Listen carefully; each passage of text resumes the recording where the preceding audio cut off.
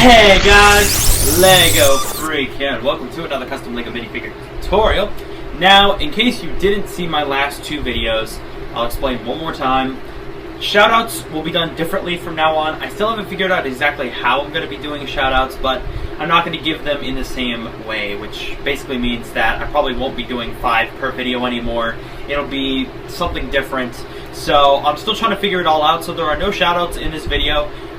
So yeah, if you're curious about that, that's why. But anyways, since there isn't any, we're just going to jump right into the tutorial. Alright, and the minifigure for today, or bigfig actually, is Parasite. Now this is another figure that I showed in my Batman Arkham Knight 13 contest entry and never did a tutorial on. Now it doesn't look too complicated, but I still decided to do a tutorial on it, mainly because I don't have many other figures to show at this point. So yeah, but let's go ahead and get into the tools that I used. Alright, and the tools I used for this particular minifigure include white paint and purple paint. Now there are several different purples that I considered, because in pretty much every reference photo of Parasite there was a different kind of purple. I went with, I believe it was this one, the dark purple, just because I felt like that was the best out of these ones, so I'll go ahead and move these.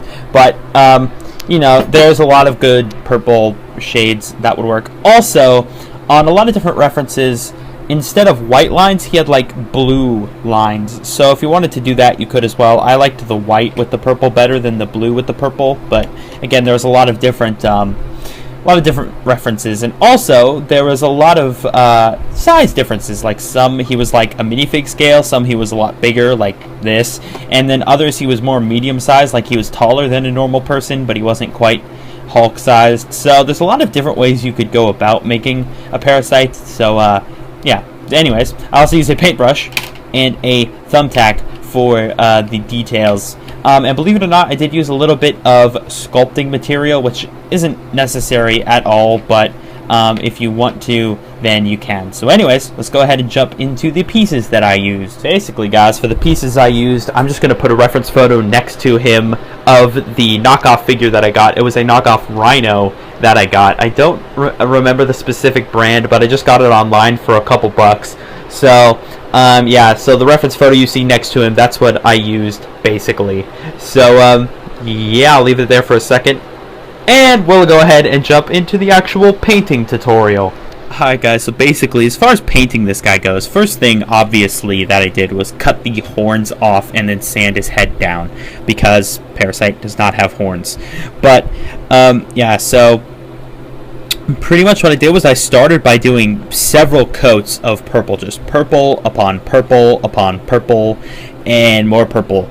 You can see some gray right there, but yeah, it was basically just coat the entire thing in purple. Then the next thing that I did was, actually, let's talk about the face first. Basically what I did was I took some sculpting, some clay, and I made these little like 3D kind of eyebrows-ish.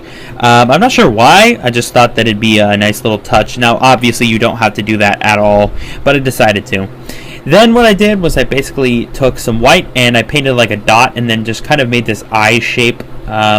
So yeah, I did that on this side, and I did actually outline that in black, which obviously is a little hard to see, but I did do that.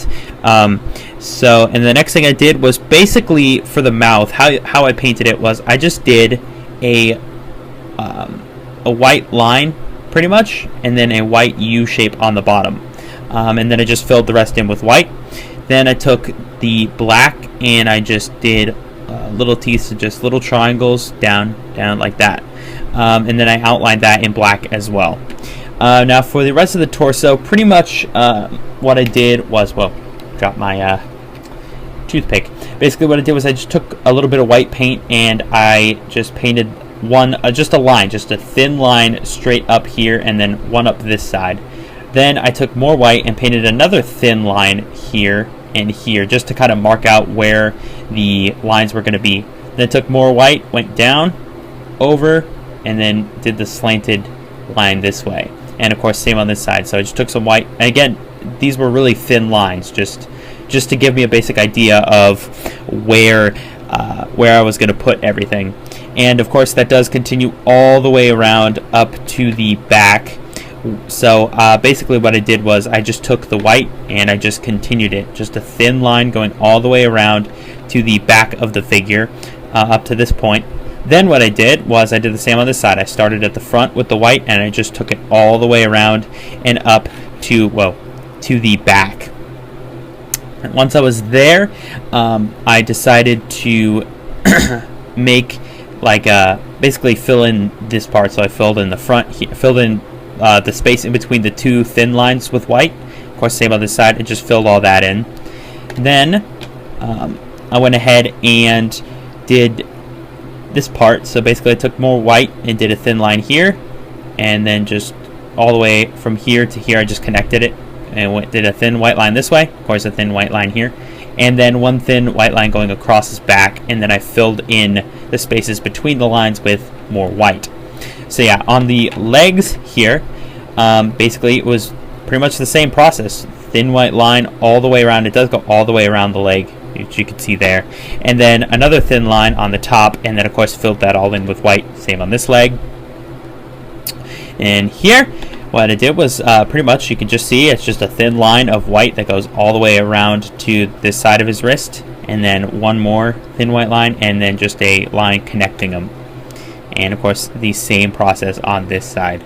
So yeah, overall not the most complicated minifigure or big figure, but I still think that, you know, it's nice to do a tutorial just to give you guys an idea. If you want to make one as well, it's really darn simple. In fact, if you're like a beginner and you haven't made a lot of customs and you want to start, this is probably a good one to start with. So yeah, let's go ahead and wrap up this video. Alright guys, that wraps up this video. Hope you guys liked it. If you did, make sure to leave a like. I do apologize that it's a lot shorter than my other videos. I kind of like to make my videos longer, to be honest, just because I feel like, you know, it gives you more stuff that way, but I don't have that many figures to show. That's why I did a tutorial on this guy, even though he's not that complicated. Hopefully it was still helpful to someone out there. So yeah, but a lot of figures coming soon. I'm so close to finishing my CW Speedster showcase and a few other things. Again, I probably won't be doing Suicide Squad anytime soon, just because I haven't even really worked on the figures at all. So, but yeah, a lot of cool stuff on the way. Please be patient. I'm really trying to make this work, trying to figure out a better way to do shout-outs and just a better, you know, more figures to do and that sort of thing. So anyways, again, hope you guys enjoyed the video somewhat and hope it was a little bit helpful. Anyways, this has been Lego Freak. Peace. Woo.